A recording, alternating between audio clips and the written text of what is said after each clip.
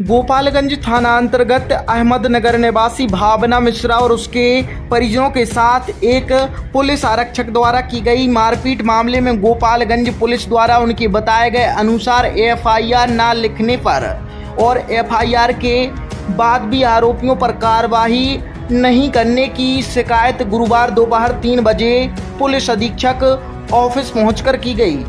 वैदिक institute of pharmaceutical education and research प्रवेश प्रारंभ D pharma, B pharma, M pharma, बेहतर लैब, लाइब्रेरी, स्मार्ट क्लासरूम के साथ सभी छात्र छात्राओं को स्कॉलरशिप सुविधा।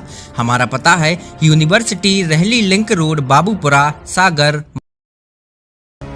भावना मिश्रा ने जानकारी देते हुए बताया कि 30 अप्रैल की रात को दीपेंद्र सिंह राजपूत, केतन सिंह राजपूत और सरिता सिंह राजपूत मोहल्ले में आवारा कुत्तों और उनके पिल्लों को मार रहे थे, जिसे देखकर मेरी बहन नंदिनी ने मना किया तो यह हमारे घर के बाहर आकर गालियां देने लगे। मेरे घर के अंदर घुसकर मेरे पिता लखन लाल मिश्रा, मेरी बहन और मेरे साथ लोहे की राड डंडों से जमकर मारपीट की। गोपालगंज थाने रिपोर्ट लिखाने गए तो मेरे बताए अनुसार रिपोर्ट नहीं लिखी और जो रिपोर्ट लिखी उसमें साधारण धाराएं लगाई, जबकि चोटें गंभीर आई हैं।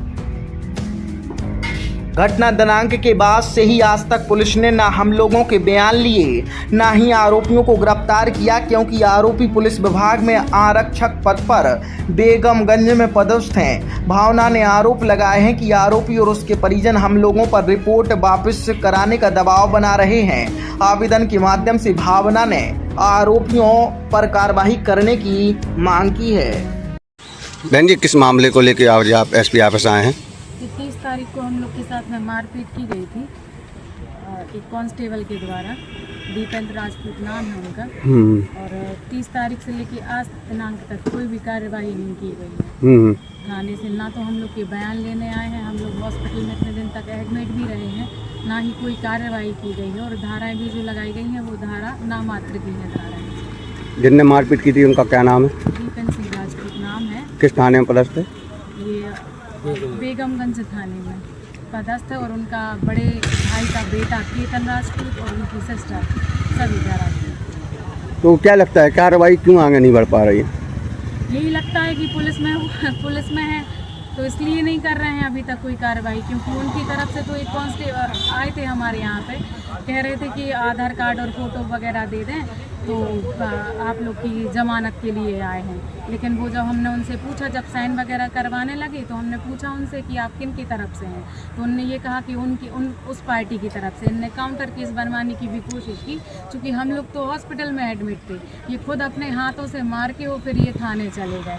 और जिनकी एमएलसी एक की हुई है, एक की तो हुई भी नहीं है, अगर वो बता रहे हैं उस टाइम पे जिस टाइम पे उपस्थित थे 30 तारीख को, तो उनका अभी तक मतलब उनके लिए ना चोट आई थी ना उनके लिए लगी हुई थी।